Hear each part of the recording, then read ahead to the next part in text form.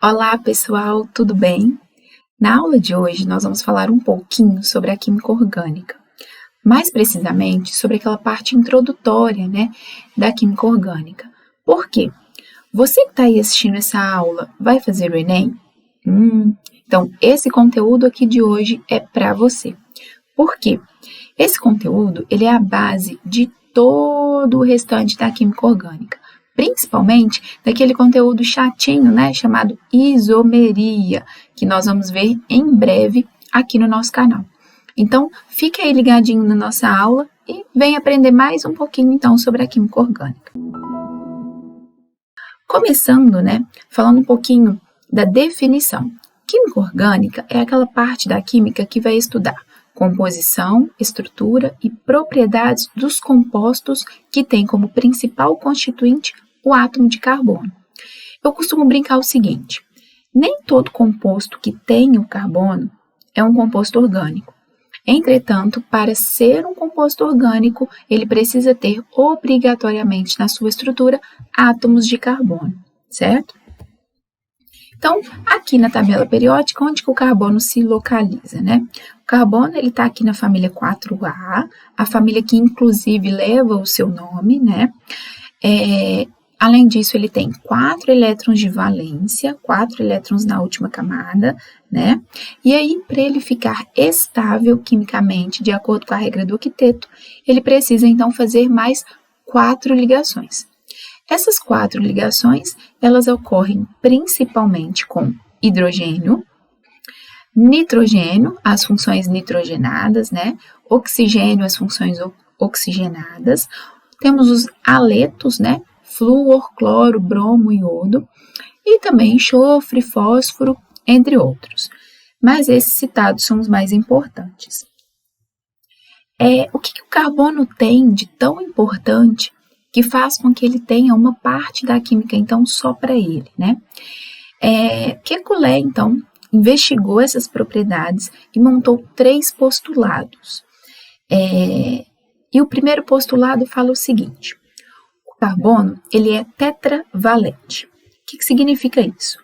Tetra, prefixo que significa 4, Então, o carbono, ele precisa fazer 4 ligações para ele ficar estável de acordo com a regra do octeto, E o que está de diferente aí?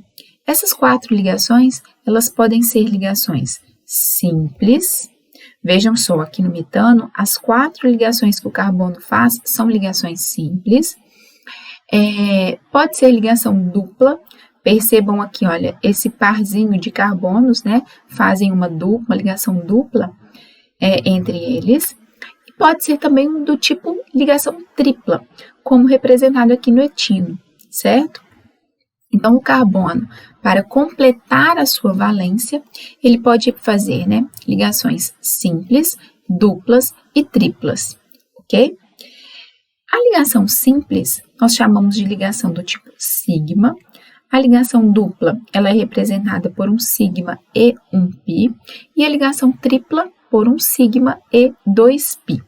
Então, esse é o primeiro postulado. O segundo postulado, ele fala que as valências do carbono são equivalentes. O que significa isso? Aqui eu tenho representado para vocês a fórmula molecular do cloroformo. E aqui embaixo as fórmulas estruturais. Percebam que nessas 4 fórmulas a diferença é em relação à posição do átomo de cloro, Em cada estrutura dessa ele se encontra em uma posição diferente.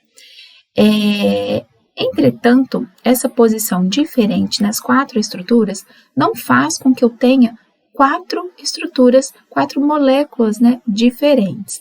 E é isso esse segundo postulado, As valências do carbono são equivalentes, ok? Terceiro postulado.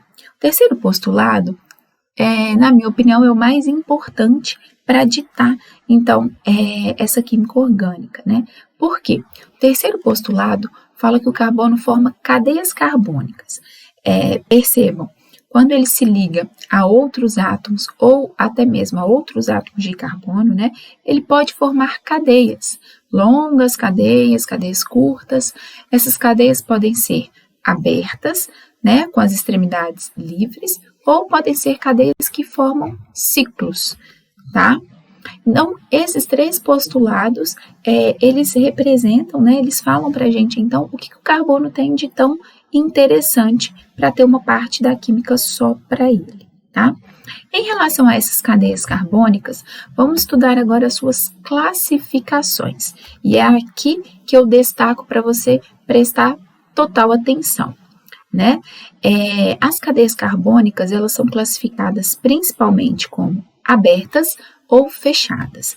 Abertas porque elas vão apresentar, né, as extremidades livres. E fechadas, elas vão formar um ciclo, né? E por isso as extremidades não são mais livres, tá? Aqui tem alguns exemplos. Percebam, então, um exemplo de cadeia aberta, onde tem as extremidades livres, né? Coloquei aqui para vocês uma fórmula estrutural, onde ela está totalmente aberta, né? Ela mostra aqui para a gente todos os átomos que participam das ligações. E nessa fórmula aqui de baixo, é a fórmula que eu costumo chamar de fórmula de palitinhos, né? Nessa fórmula de palitinhos aqui é onde vocês têm maior dificuldade, né? Porque nessa fórmula aqui de palitinhos, os hidrogênios, eles estão subentendidos, né? Essa fórmula, ela traz para a gente apenas os carbonos e os átomos diferentes de carbono que porventura venham a aparecer. Mas os hidrogênios, ela não apresenta. E é aí a dificuldade de vocês. E aí o que vocês têm que lembrar? Sempre na tetravalência do carbono, né? Nós precisamos sempre preencher essa tetravalência. E vejam só, toda vez que aparecer, né, essa estrutura de palitinhos, cada extremidade conta como um carbono, então eu tenho um carbono aqui e um carbono aqui, e as interseções também contam como átomos de carbono.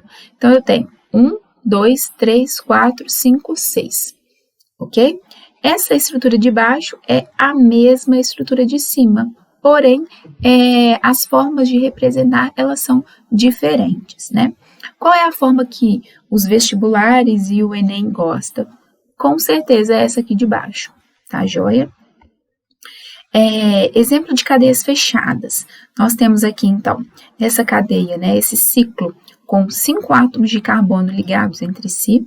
E aí aqui eu coloquei para vocês a mesma fórmula anterior, agora na estrutura de palitinhos.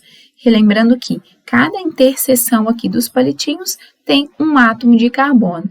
E os hidrogênios, né, eles estão subentendidos.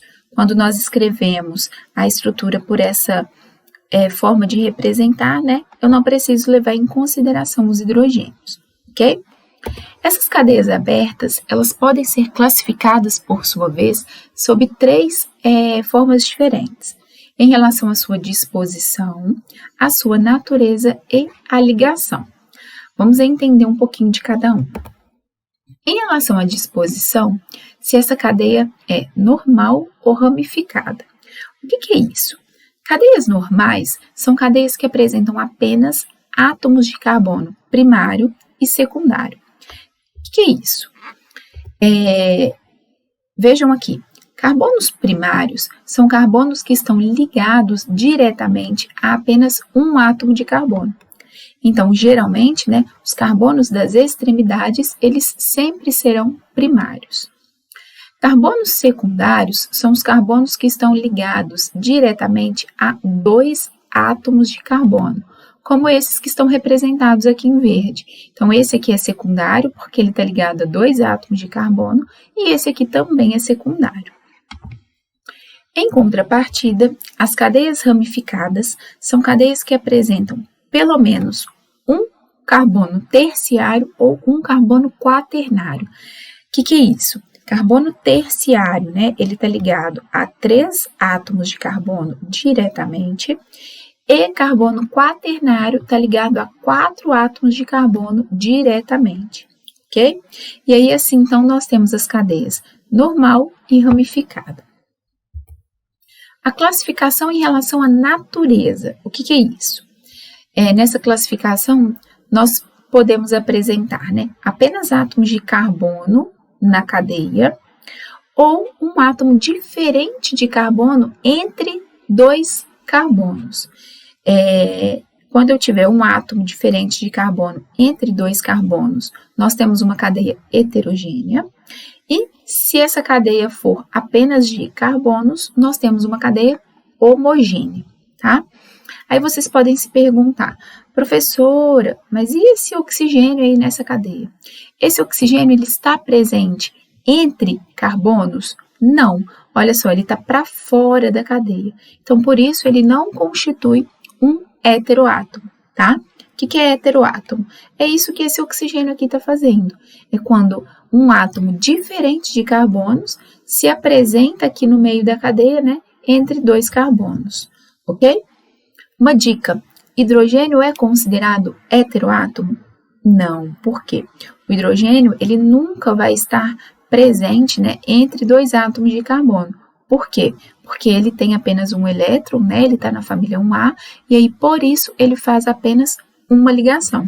Se ele ficar aqui no meio, né, ele vai fazer duas ligações, e aí ele não comporta esse tipo de ligação.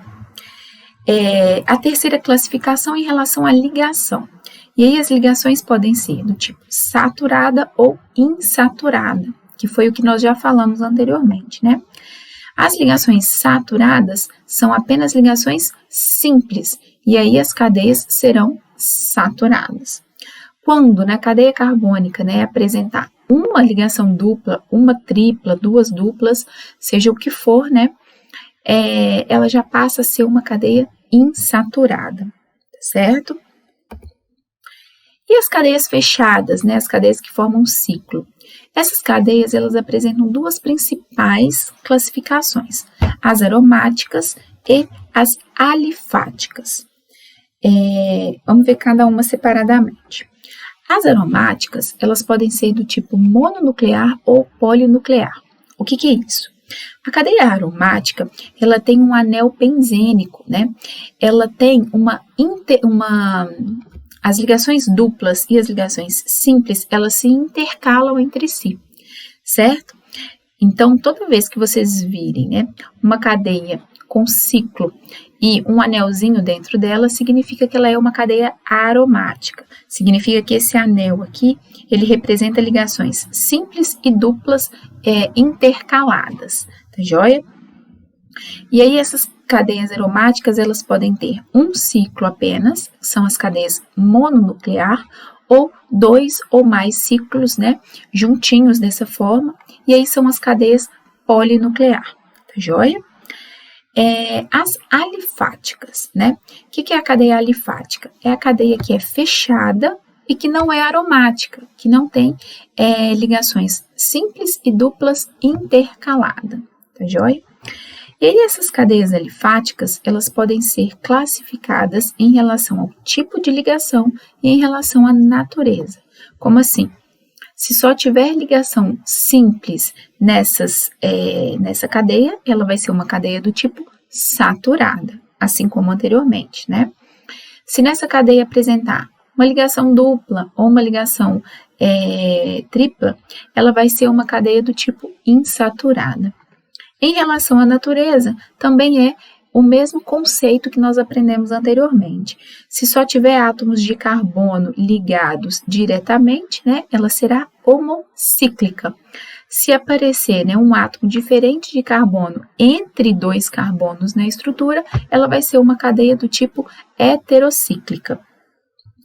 E, para fechar, nós temos a cadeia do tipo mista, né? Ela engloba as duas coisas. Ela tem uma parte de cadeia aberta e ela tem uma parte de cadeia fechada. Tá joia? Eu espero que vocês tenham gostado aqui do nosso conteúdo de hoje. Compartilha o nosso vídeo com seus amigos, né? E fiquem ligadinhos aqui no nosso canal que em breve tem muito mais conteúdo para vocês. Um beijo e até a próxima!